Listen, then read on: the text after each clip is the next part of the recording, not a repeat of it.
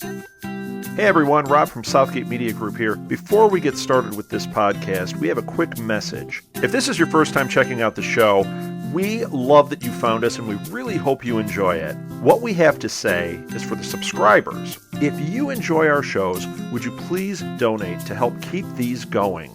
We don't want to have to put traditional ads on these shows, but this does cost money. So we really do rely heavily on donations.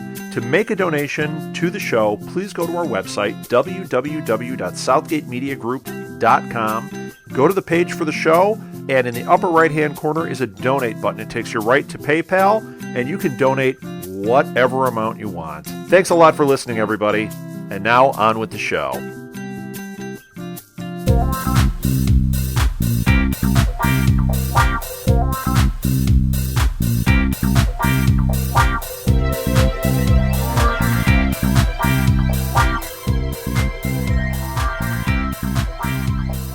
Hello and welcome back to the ShowRatings.tv Pilot Roundtable, a Southgate Media Group podcast. I'm Kyle Tremblay, the editor-in-chief at ShowRatings.tv, and I am joined as always by a staff writer and member of the ShowRatings.tv social media team, Olivia Richards. Olivia, hello. Hey! Alright, so we are here today to talk about Backstrom, Fox's new police procedural comedy dramedy hybrid starring Rainn Wilson, who we all know as Dwight Schrute from The Office. Yes. As a jerk cop who doesn't play by the rules. Olivia, what did you think of this pilot? I was really excited for it because I saw promos back in the fall, and I love Rainn Wilson. Dwight? And I'm like that. No. I don't know. It's really funny because I got into The Office like 10 years late over the summer. Oh no. I know, it was really stupid. Well, like, yeah, I didn't want to tell anyone because I knew everyone would be like completely judging me. But, Well, now you've told everyone, so. Yeah, so now my secret's out. But yeah. I mean, everyone loves Dwight Schrute because he's so ridiculous. And, like, if you ever met him in real life, you would probably kill him. And kind of the same goes for Backstrom. So, sure.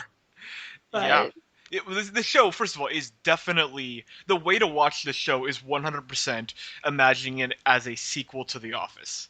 That this is the spin-off... That the Dwight-centric spin-off that got killed by NBC, that was originally planned to air after The Office, this is what it became, which is Dwight goes on from his career as a paper salesman to become a police officer. So that's where we are. That's racist, sexist ideas. Yeah. From that. Well, on that subject, because, I mean, this show... this show starts off at 100 in terms of racism, where the literal first scene is him making like 6 super offensive Indian Hindu jokes that are intentionally and violently racist. And this is our hero.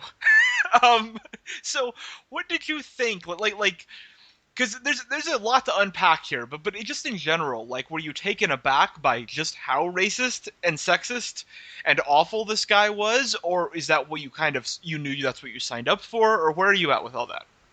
I didn't know, obviously, like, seeing from the promos and seeing, like, just the I guess, description of the show, like, you knew that we weren't going to be, like, rooting for him necessarily, but it was a kind of a question of to what degree we were going to be functioning on. But yeah, I was really surprised by how quickly it started off.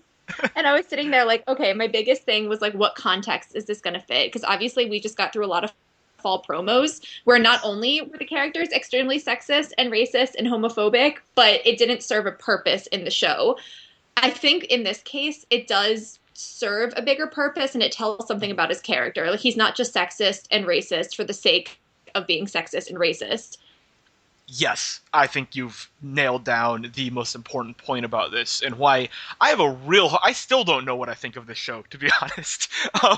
A full 12 plus hours after watching it. Yeah. Because there's a lot to unpack, because you're absolutely right that this isn't what I would call unintentional racism. The way that, like, our favorite Whipping Boys mixology or a show like that is where you get the sense that the show was trying to be cool and it missed and it hit racism. Like, like it was aiming the arrow and it just missed. Backstrom is doing exactly what it wants to be doing. And it's making no apologies for its lead. And because it's a Fox show, and because this kind of show has happened a million times now, the natural comparison here is House, right? That this is. Yes, yeah, I think I've seen 7 articles today titled House PD as another yes. name for this show, which great. Congratulations, headline writers. But it's not that, because House was always delivered, like the Hugh Laurie performance always had a wink to it, where the audience was always on Dr. House's side even when he was being rude. Like House was rude, clearly, but he was also rude in a charming way. Like even when he was saying bad things, it was always done in a charming way. That's not this. This No, is absolutely not. he is genuinely an ass. Like he's not like a charmer. He's not someone who people like despite not wanting to like them. He's not like a Ron Swanson type character where he's grumpy, but that just makes him a teddy bear. Like he is someone who is genuinely unpleasant to be around. Someone who I you think it's also great yeah. because we don't know why. I think Yes. because House, like we know because he had the accident and it messed up his leg and he's gotten out of failed relationships and now he's like this, sarcastic, misanthropic, pill popping, cane wielding doctor Yes. who's ultimately helping people. You don't want Right. to cross him necessarily. I think it's great because we don't know why Everett Backstrom is the way he is. Like he just hates everything and it's in a very dark and cynical way, but there's no like higher reason for it and there's no motive that we know of quite yet. Oh, well, first of all, I would wager a good sum of money that we are going to be given a House style backstory for it. Probably. That he is going to be given a reason for this, because I don't even think There has this to be. I don't think this show would even go far enough to make him this way for no reason. Like I'm almost positive that he's going to be assigned some kind of tragic backstory that made him this way. Um but there's an intentionality to it that you can definitely see. Like this is the character they wanted to make. The performance Wilson is given is the performance that the script demands. Like there's nothing here that isn't intentional, and I appreciate that, because there's so much of what upsets me about TV is when a show misses what it's trying to do, and Backstrom is very much hitting what it's trying to do. What what gives me pause is he's also right, Yeah. which is a weird thing. Like in this pilot, at least, and I don't know if this is going to be every episode, but just judging on the pilot, where he gives a whole speech about to his perky young female deputy detective or whoever, someone on his team who is below him in stature, who at some point he calls a slut, and it's supposed to. I mean, like again, he is racist and sexist. We can't forget the sexism, but he gives a speech to her about how the victim is always to blame, which is like upsetting to me personally because I'm very much disagree with that view. But it's also, by the end of the episode, we find out, lo and behold, the victim was totally to blame for his own demise. Oh yeah. And so it's like, well, it's one thing to have a character who is deeply cynical and rude and awful and terrible. But and like that's fine. It's fine to build your show around that character as long as you know you're building your show around that character. But for that character to be right, like proven right by the show's world, is problematic for me. Like that's an issue to me because it's almost like it's the Aaron Sorkin thing where in like the penultimate episode of The Newsroom he had just a dreadful sequence of dialogue about rape, and the male character making the dreadful argument gets to make the winning speech. And it's like I felt like in this pilot that Backstrom himself got to make the winning speech, and that's a huge problem for me. That's like it's if he was proven wrong, it would make more sense. Like or if in some way his team members were right, but the fact that he gets to be cynical and 100% right about everything is kind of problematic for me. I don't know about you. I was kind of thinking because even during his speech, I was sitting there thinking, and like I'm a pretty optimistic person, and even I was sitting there like, oh man, like he's making some legitimate points, and I think because like he and his deputy kind of function on such opposite sides of the spectrum. Like she's very like humanitarian and she's very ethical and like morally driven, and meanwhile Backstrom's just like completely like they're two outliers. And I really hope that maybe there's going to be a middle ground on the show, and it's not always just going to be Backstrom, running around and proving people right. And it's this very dark atmosphere and these very like kind of conflicting messages. So I mean, obviously this is just the pilot, so this could be like a check mark on the side of Backstrom. Right. I'm hoping that maybe we see more, kind of falling into that like kind of middle ground gray area between the two. Well, yeah. The cast surrounding Backstrom is all like clinically designed to balance him. He's just this vortex of darkness and despair, and then he has the quirky sidekick, the aforementioned woman, and then is the guy British? Like at some point, the joke was it always sounds like you're delivering a speech at the Queen's banquet or something, like some guy who's like overly formal, and then there's the genius French girl who's there for reasons that weren't made clear in this pilot. Like it's a quirky team of misfits, Every show needs them. Yeah, of course. Well, especially when your lead is just someone who hates the world and hates people.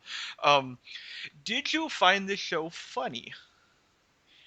I think in some parts, because I think what I found the most entertaining, at least in the pilot, is just how little Backstrom has a filter.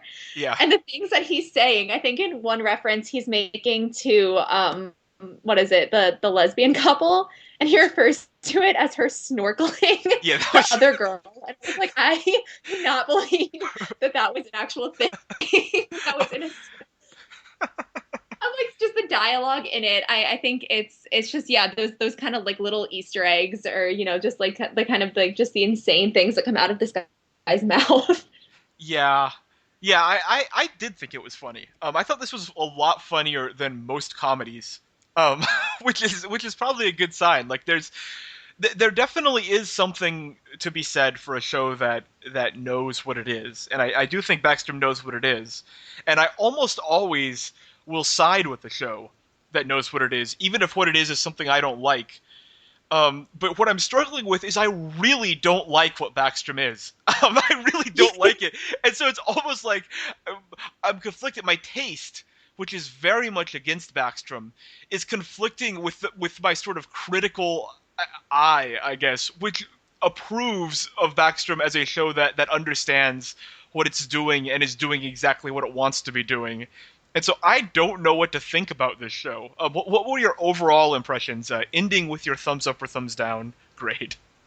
That's the thing, is I will always stand by Rainn Wilson. I absolutely love him as an actor, and I think he's bringing so much to this role, and I really want to see this keep going. And I do love the writing, and despite the very, I don't know, pessimistic and cynical tone of the show that his character is bringing, I'm definitely giving it a thumbs up. It's something that, again, we all always talk and we joke around about like our favorite of crime procedurals and how I'm not usually a fan. Yes, but I definitely am making an exception for this one.